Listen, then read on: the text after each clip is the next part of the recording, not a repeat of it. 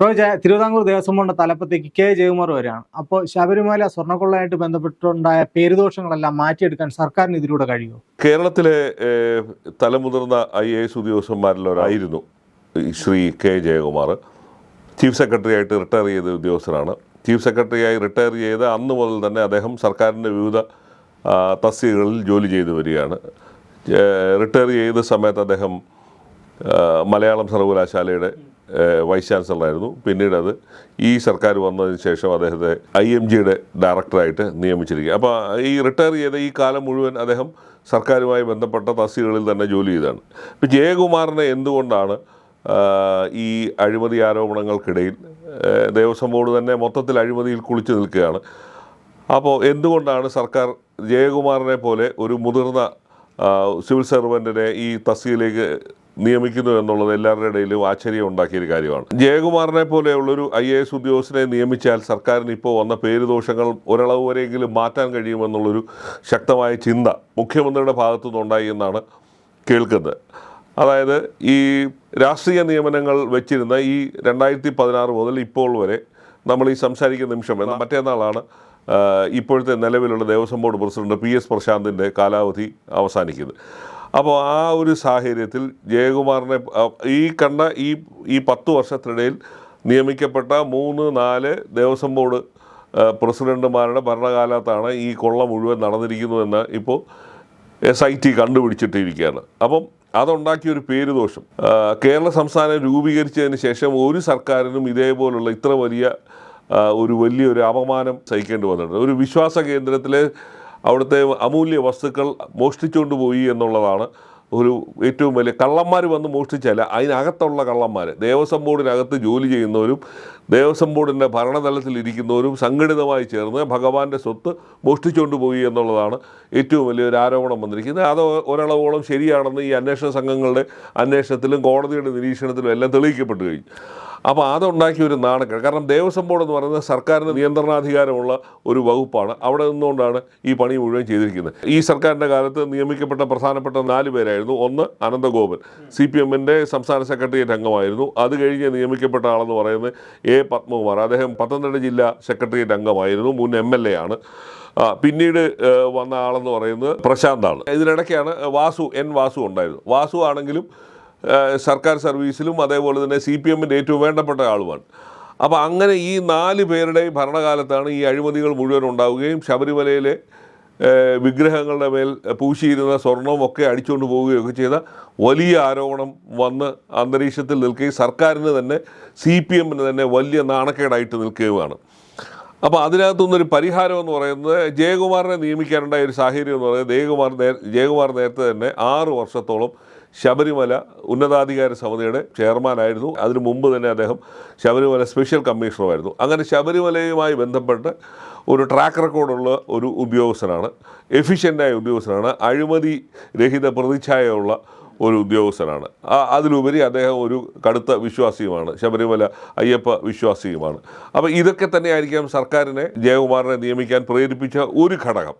രണ്ടാമത്തേതെന്ന് പറയുന്നത് ജയകുമാറിനെ പോലെ ഒരു അഡ്മിനിസ്ട്രേറ്റീവ് കപ്പാസിറ്റിയുള്ള അല്ലെങ്കിൽ അങ്ങനെ ഒരു പ്രതിച്ഛായയുള്ള എഫിഷ്യൻ്റായിട്ട് ജോലി ചെയ്യുന്നുവെന്ന് എല്ലാ സർക്കാരുകൾക്കും കക്ഷിഭേദമന്യേ UDFൻ്റെ ആയാലും LDFൻ്റെ ആയാലും കാലത്ത് ജയകുമാറിനോട് ഭരണതലപ്പത്തിരിക്കുന്നവർക്കെല്ലാം വളരെ കാര്യമായിരുന്നു. അതിൻ്റെ കാരണം എന്ന് പറഞ്ഞാൽ ജയകുമാർ വളരെ എഫിഷ്യൻ്റായ കാര്യപ്രാപ്തിയുള്ള കാര്യശേഷിയുള്ള ഒരു ഉദ്യോഗസ്ഥനാണ്. സമയബന്ധിതമായി കാര്യങ്ങൾ നടത്തിക്കൊണ്ടു പോകുന്നുവെന്ന് ഒരു പ്രതിച്ഛായയും അങ്ങനെ ഒരു ട്രാക്ക് റെക്കോർഡുള്ള ഒരു ഉദ്യോഗസ്ഥനാണ്. അപ്പോൾ അതുകൊണ്ട് തന്നെ ആവാം പിണറായി വിജയൻ നേരിട്ടാണ് ജയകുമാറിനെ തിരഞ്ഞെടുക്കാൻ ഇടയാക്കിയ സാഹചര്യം എന്നുള്ളത്. ഇനിയൊരു രാഷ്ട്രീയക്കാരനെ കൂടെ കൊണ്ടുവച്ച് അതിൻ്റെ മേൽ നാറണ്ട എന്ന് CPMും സർക്കാരും തീരുമാനിച്ചതിൻ്റെ വെളിച്ചത്തിലാണ് ഒരു വിവാദരഹിതനായ ഒരു ഉദ്യോഗസ്ഥനെ കൊണ്ടുവരികയും അവിടെ അത് മൊത്തത്തിലൊന്ന് അടിച്ചു വാരി തൂത്ത് വൃത്തിയാക്കുക എന്നുള്ളൊരു ചുമതലയാണെന്ന് തോന്നുന്നു ജയകുമാറിനെ ഏൽപ്പിച്ചത്. കാരണം ജയകുമാർ വരുമ്പോൾ ഉണ്ടാകുന്ന ഒരു മെച്ചമെന്ന് പറയുന്നത് ഈ ഭരണപരമായ ഈ എന്തെങ്കിലും ന്യൂനതകളുണ്ടെങ്കിൽ, കാരണം ഒരു സർക്കാർ ഉദ്യോഗസ്ഥൻ ഒരു സ്റ്റേറ്റിൻ്റെ ചീഫ് സെക്രട്ടറി ആയിരുന്ന ഒരാൾക്ക് എങ്ങനെയാണ് ഈ വക സ്ഥാപനങ്ങൾ നടത്തിക്കൊണ്ട് പോകുന്നു എന്നുള്ളതിനെക്കുറിച്ച് നിയമവും ചട്ടവും അതിൻ്റെ മാനുവലിനെ കുറിച്ചൊക്കെ തികഞ്ഞ ബോധ്യമുള്ള ഒരാൾ. പ്രത്യേകിച്ച് ശബരിമലയിൽ തന്നെ വിവിധ തസ്തികകളിൽ അദ്ദേഹം പല ഘട്ടങ്ങളിലായി ജോലി ചെയ്തതിൻ്റെയൊക്കെ ഒരു പാരമ്പര്യവും ഒക്കെ അവകാശപ്പെടാൻ കഴിയുന്ന ഒരു ഉദ്യോഗസ്ഥനാണ്. അപ്പോൾ അതുകൊണ്ട് തന്നെയാവാം ജയകുമാറിനെ അവിടെ നിയമിച്ചത്. പക്ഷേ ജയകുമാർ വന്നതുകൊണ്ട് അവിടെ നടക്കുന്ന തീവട്ടിക്കൊള്ളയ്ക്ക് ശമനം ഉണ്ടാകുമോ ഇല്ലയോ എന്നുള്ളത് ഇനി വരും ദിവസങ്ങളിലാണ് അറിയേണ്ടിയിരിക്കുക. കാരണം അവിടെ ഈ കഴിഞ്ഞ ദിവസം തന്നെ ഒരു ഉദ്യോഗസ്ഥൻ പറഞ്ഞത് ശബരിമലയിൽ നിയമപരമായി ഒന്നും നടക്കുന്നില്ല, നിയമരഹിതമായ നിയമവിരുദ്ധമായ കാര്യങ്ങളാണ് അവിടെ മുഴുവൻ നടക്കുന്നു എന്ന് ദേവസ്വത്തിൻ്റെ തിരുവാഭരണ കമ്മീഷണറായിരുന്ന RG രാധാകൃഷ്ണൻ എന്ന് പറയുന്ന ആൾ ദേവസ്വം ബോർഡ് പ്രസിഡന്റ് A പത്മകുമാറിന് 2019 കത്ത് കൊടുത്തിരുന്നു. അപ്പം അതാണ് അവിടുത്തെ ഒരു പാരമ്പര്യം എന്ന് പറയുന്നത്. മോഷണം, തട്ടിപ്പ്, വെട്ടിപ്പ് എല്ലാം നടന്നുകൊണ്ടിരിക്കുന്നതാണ്. കണ്ണുമുമ്പിൽ നിന്ന് മോഷണം, വസ്തുക്കൾ മോഷ്ടിച്ചുകൊണ്ട് പോവുക, ഭഗവാന് കാണിക്കയായിട്ടിടുന്ന ഭക്തന്മാരിടുന്ന കാണിക്ക വസ്തുക്കൾ തന്നെ നിമിഷ നേരം കൊണ്ട് അപ്രത്യക്ഷമാകുന്ന ജാലവിദ്യകളൊക്കെ നടത്തുന്ന ദേവസ്വം ബോർഡ് ഉദ്യോഗസ്ഥന്മാരാണ് അവിടെ കുടിയേറി താമസിക്കുന്നത്. അപ്പോൾ ഇവരെയൊക്കെ അടിച്ചിറക്കി അവിടെ ശുദ്ധികലശം നടത്തേണ്ട സമയം അതിക്രമിച്ചു എന്നുള്ളത് സർക്കാരിന് അവസാനം ബോധ്യപ്പെടും. കാരണം സർക്കാർ നിലയില്ലാ കയത്തിൽപ്പെട്ടിരിക്കുകയാണ്. കാരണം ഒരു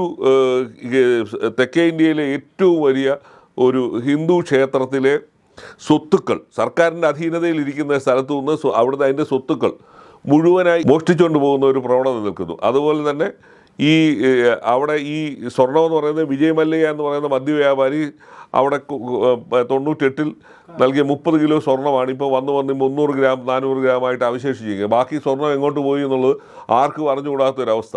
അപ്പോൾ അതിൻ്റെ ഒരു മോഷണത്തിൻ്റെ തോത് നടന്നിരിക്കുന്നത് സർക്കാർ രേഖകൾ പ്രകാരം 2019 മുതലാണ് വലിയ തോതിൽ ഈ മോഷണം നടന്നിരിക്കുന്നു എന്ന് ഇപ്പോൾ കണ്ടെത്തിയിരിക്കുന്നത്.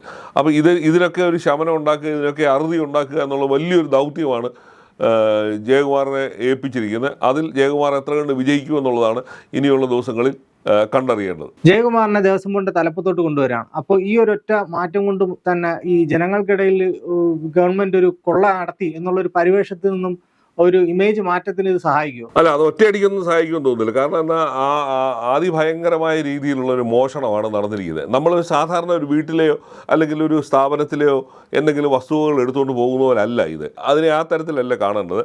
അതായത് കോടിക്കണക്കിന് ലക്ഷോപലക്ഷം വിശ്വാസികൾ ഓരോ തവണയും വരുന്നത് ഒരു ക്ഷേത്രത്തിലെ അതിൻ്റെ ആ വിശ്വാസവുമായി ബന്ധപ്പെട്ട വിഗ്രഹങ്ങളുടെ മേൽ ചാർത്തിയിരുന്ന സ്വർണമാണ് പട്ടാപ്പകൽ ഒരു സംഘം പേര് ചേർന്ന് അടിച്ചുകൊണ്ട് പോയിരിക്കുന്നത്.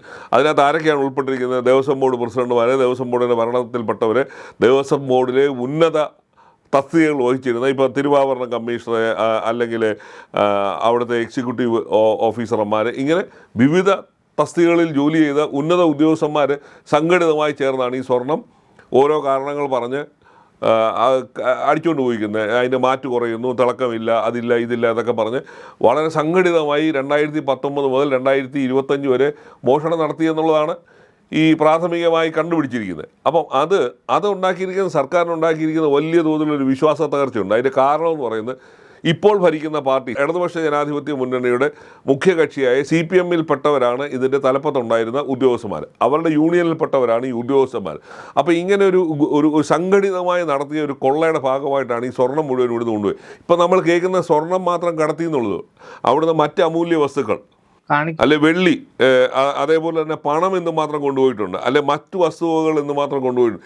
ഇതിൻ്റെ ഒന്നും കണക്ക് ഇതുവരെ കൃത്യമായ ഓഡിറ്റിംഗ് നടക്കാത്തൊരു സ്ഥലമാണ്. അതിനകത്തൊക്കെ എന്തുമാത്രം നടന്നിട്ടുണ്ടെന്നുള്ളത് ഇനിയിപ്പോൾ കണ്ടറിയാം. കാരണം അവിടെ ഒരു അമിക്കസ് ക്യൂറിയെ ഹൈക്കോടതി നിയമിച്ചിട്ടുണ്ട്, ജസ്റ്റിസ് ശങ്കരൻ എന്ന് പറയുന്ന ആൾ.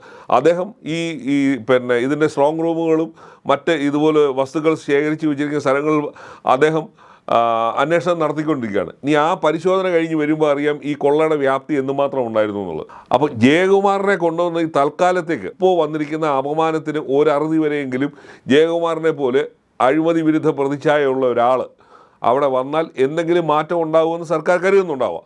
പക്ഷേ ജനങ്ങളുടെ ഇടയിൽ വന്നിരിക്കുന്ന സർക്കാരിനെ കുറിച്ചുള്ള ഈ കറുത്ത പാട് ഒരു ദിവസം കൊണ്ടോ 2 ദിവസം കൊണ്ടോ ഒന്നും മാറുന്നില്ല. കാരണം ഇത് സർക്കാരിൻ്റെ ഉത്തരവാദിത്തമില്ലായ്മ അല്ലെങ്കിൽ സർക്കാരിൻ്റെ വേണ്ടപ്പെട്ടവരൊക്കെ അറിഞ്ഞുകൊണ്ട് നടത്തിയ ഒരു കൊള്ളയാണെന്ന് ഒരു പ്രതിച്ഛായ നാട്ടിലെല്ലാം പരന്നിട്ടുണ്ട്.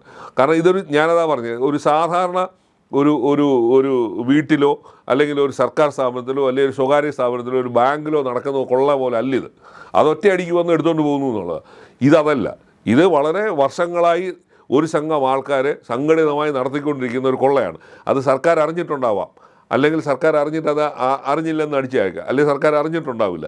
എന്തായാലും ഇതിൻ്റെ ഉത്തരവാദിത്വത്തിൽ നിന്ന് ഇപ്പോൾ ഭരിക്കുന്ന സർക്കാരിന്, പിണറായി വിജയൻ സർക്കാരിന് ഒഴിഞ്ഞു മാറാൻ കഴിയില്ല. രണ്ട് കാര്യങ്ങളാണ് ജനങ്ങൾ പ്രതികരിക്കുക. സർക്കാരിൽ നിന്നൊരു പശ്ചാത്താപം ഉണ്ടാകേണ്ടതായിരുന്നു, അതുണ്ടായിട്ടില്ല. അല്ലെങ്കിൽ കുറ്റമേറ്റു പറയുന്ന ഒരു അവസ്ഥ ഉണ്ടാകേണ്ടതായിരുന്നു, ഇത് രണ്ടും ഉണ്ടായിട്ടില്ല. ആ സാഹചര്യത്തിൽ ജയകുമാറിനെ പോലെ ഒരാൾ വന്നതുകൊണ്ട് പെട്ടെന്ന് ഈ ഉണ്ടായ പ്രതിച്ഛായ നഷ്ടം പരിഹരിക്കാൻ കഴിയുമെന്ന് ഞാൻ കരുതുന്നില്ല.